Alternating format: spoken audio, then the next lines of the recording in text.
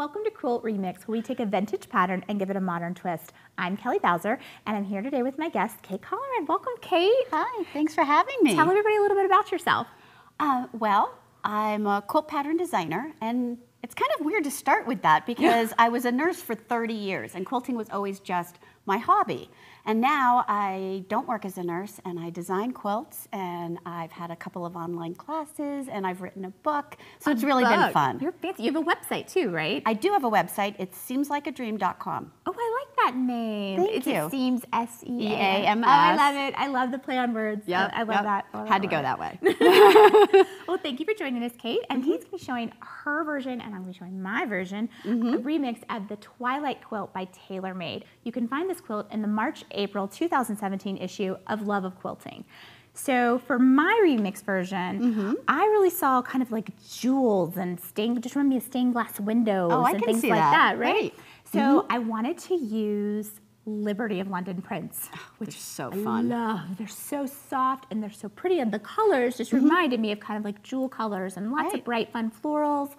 But Liberty's a little expensive, so just a tiny bit. Just a little bit. So I decided to sort of reverse the sort of the print in the solid in the quilt and use the outline of the jewels with the Liberty, so I wouldn't need as much. That makes sense, right? And so then I started kind of sketching this out, and then I decided I want to use more than one print. I didn't want to do just two fabrics. I wanted to use lots so I can show all the pretty Liberty colors. And so I created a design that sort of interlocks. And it made almost like a little chain link aspect with all the pieces. So this worked great on paper, and then I went to make it, and I thought, oh dear.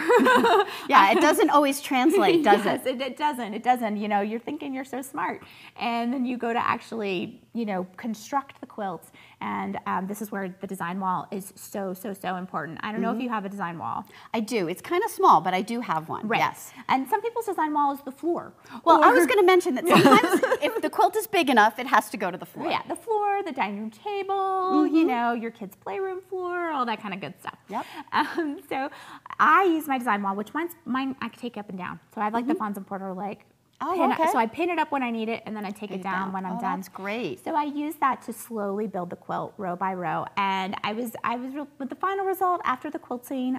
I love it. I love how it came out, and I even got to put Liberty on the back, so it's like this light, soft, summer, bright quilt. And I adore it. It has such a great feel, that Liberty. The hand on it is amazing. Yeah. So Kate, tell us a little bit about your quilts. Okay, so when I first looked at the original quilt, what I saw was sort of these diagonal shapes that it created. Right. And I thought, wouldn't it be fun if there were different colors in each of the shapes?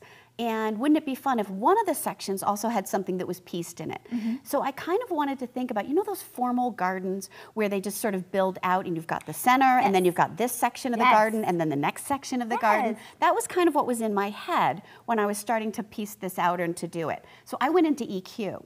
I'll see, you're way more tech savvy than me. I'm there with my pencils and my graph paper. I love EQ. I'm just EQing up. I do love EQ, but I also love my pencils. I mean, sometimes graph paper and a pencil is the perfect way to start, and then I go into EQ to figure out, okay, so that thing that I just drew out, can I really make it work? Right. And then I usually love to just print out what I did, because when I look at it on the screen, it doesn't always look the same as it will later. Right. So I usually try to print it out and then just stare at it for a while and see, is this going to work or not? And I love the colors you chose, like all the cool tones, and you used the Pixie dye. I love that fabric. Like, I just want all the colors. Yes. And this has such a great basic, but I love that you combined it. And we were talking earlier about you did this sort of like wonky chevron type border around it, and I thought that was so clever, and I really loved, like, you really changed up this pattern and just took some elements. You can see the relationship between the original, but it's completely different and so different from mine, and I think that's what's so fun. Yeah,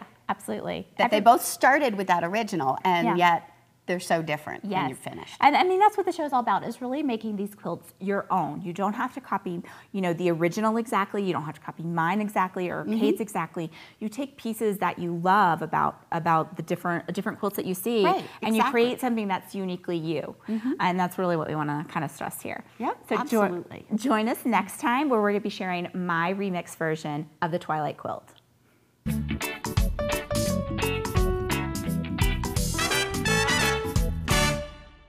episode of Quilt Remix Vintage Pattern Modern Twist is brought to you by Baby Lock, for the love of sewing. Tin Lizzie 18, your affordable long arm quilters. Inganero, because fabric should be fun. Madeira, color your life. Aliso Smart Irons, fabric care reinvented for you. And Quilters Select, made specifically for quilters. Furniture for Quilt Remix was provided by Koala, fine sewing furniture custom built for you.